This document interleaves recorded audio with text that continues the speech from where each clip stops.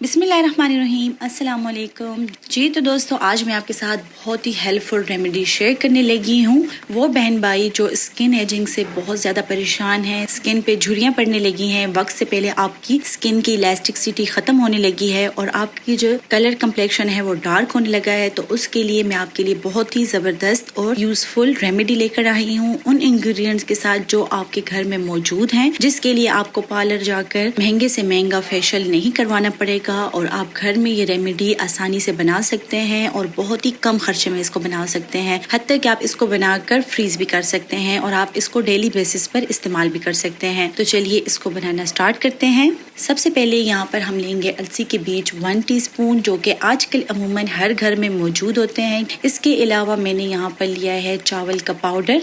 उसके बाद हम लेंगे यहाँ पर 1 टीस्पून ग्लिसरीन, साथ ही हम लेंगे यहाँ पर रॉ मिल्क और सबसे इम्पोर्टेंट जो पार्ट है वो है एलोवेरा। एलोवेरा आपके घर में मौजूद होगा, नहीं तो आप इसको बाजार से इसकी जो जेल होती है वो भी बाय कर सकते हैं। सबसे पहले हम यहाँ पर लेंगे चावल का आटा। 1 टेबल स्पून हमने चावल का आटा लिया था। उसके बाद हम इसमें 1 टेबल स्पून अलसी के बीज डालेंगे। दोनों इंग्रेडिएंट्स के साथ हम यहाँ पर डाल रहे हैं दूध यहाँ पर हमने 4 टेबल स्पून लिया है। दूध हमने ऐड कर दिया है। अच्छी तरह से हमने इसको मिक्स कर लेना है। दूध भी स्किन के लिए बहुत ही बेहतरीन होता है। अगर आप इसको किसी भी चीज के साथ यूज करें, स्किन पर अप्लाई करें, तो ये आपके चेहरे पे बहुत ही अच्छे असरात मिलते हैं। तीनों चीजों को हमने इकट्ठा कर लिया था। अब हम इसको हल्की आंच पर 1 से 2 मिनट तक पकाकर इसका इस तरीके से हमने पेस्ट बना लेना है। यहाँ पर आप इसकी कंसिस्टेंसी देख सकते हैं। अब हम इसको एक बाउल में निकाल लेंगे और इसको हम ठंडा कर लेंगे। उसके बाद हम इसमें ऐड करेंगे 1 टेबल स्पून ग्लिसरीन। ये आपकी स्किन को शाइन देगा और नरिश करेगा।